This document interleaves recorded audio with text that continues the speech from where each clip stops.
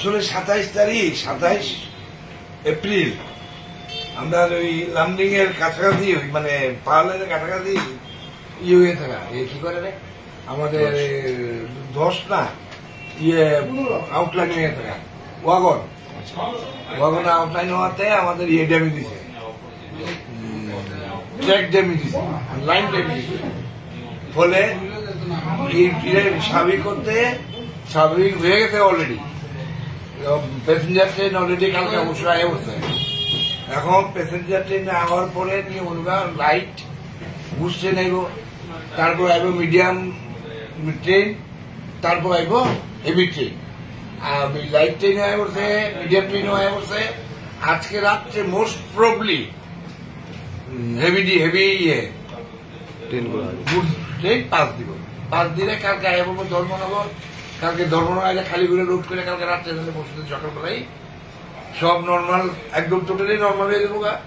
তার জন্যই আমি আমার সমস্ত ত্রিপুরাবাসীর কাছে বিনীত অনুরোধ, যাতে না করে, ত্রাস সৃষ্টি যাতে না করে। তেলের কোনো ঘাটতি নাই, তেলের ঘাটতি তো উঠতে তাহলে সারা ভারতবর্ষের একটা ঘাটতি দিত, শুধু ত্রিপুরার 2-1টা রাজ্যের ঘাটতি থাকলো না। ফলে স্বাভাবিক হয়ে যাবো। আজকে মাসের কত তারিখ? 3 তারিখ, 5 তারিখের মধ্যে স্বাভাবিক হয়ে যাবো।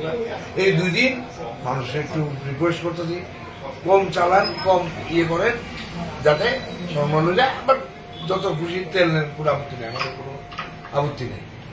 মানে আর 2 দিন পরে স্বাভাবিক আজকে রাত্রে এলে কালকে লড়িব, কালকে রাত্রে ধরে পরশু সকাল বেলাইব, সব পাম্পে একটা লড়ি খেলে দেবো। তখন আর থাকতো না। আমি এলিয়েই আবেদন করছি, সরকারও যথেষ্ট করতেছে, আপনার চেষ্টা করতেছে কারণ এটার লাইনটা তো আবার যদি আউটলাইন হয়ে থাকা, আবার একটা ধাক্কা। তার মধ্যে তো পাহাড় লাইনে বৃষ্টি চলছে। আমরা এখানে না 38-40 ডিগ্রি, বৃষ্টির কোনো দেখা নাই আগরতলা শহরে।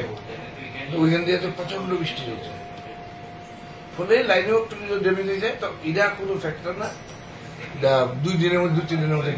যারা আছে তাদেরকে মানে কিভাবে পেট্রোল দিয়ে আছেন? কি গভর্নমেন্ট রেশনিং করে দিছে, বাইকে 200 টাকা, গাড়ি 500 টাকা, তারপর বড় গাড়িতে 80 টাকা, 80 লিটার ডিজেল, 60 লিটার ডিজেল, অনেক ক্যাটাগরি দিচ্ছে। মেইনটা হইল বাইকে 200 টাকা আর গাড়িতে 500 টাকা। এটাই হইল আলোচ্য বিষয়। আর বাদ বাকি তো কত মডেলের গাড়ি আছে, কোন সীমা নাই। কারে কত মডেলের গাড়ির কথা কোন অর্ডারটা টাকাই দেওয়া হয়েছে, দেন আত্মসজ্জার টাকা পোস্টারিং করা আছে। Thank you.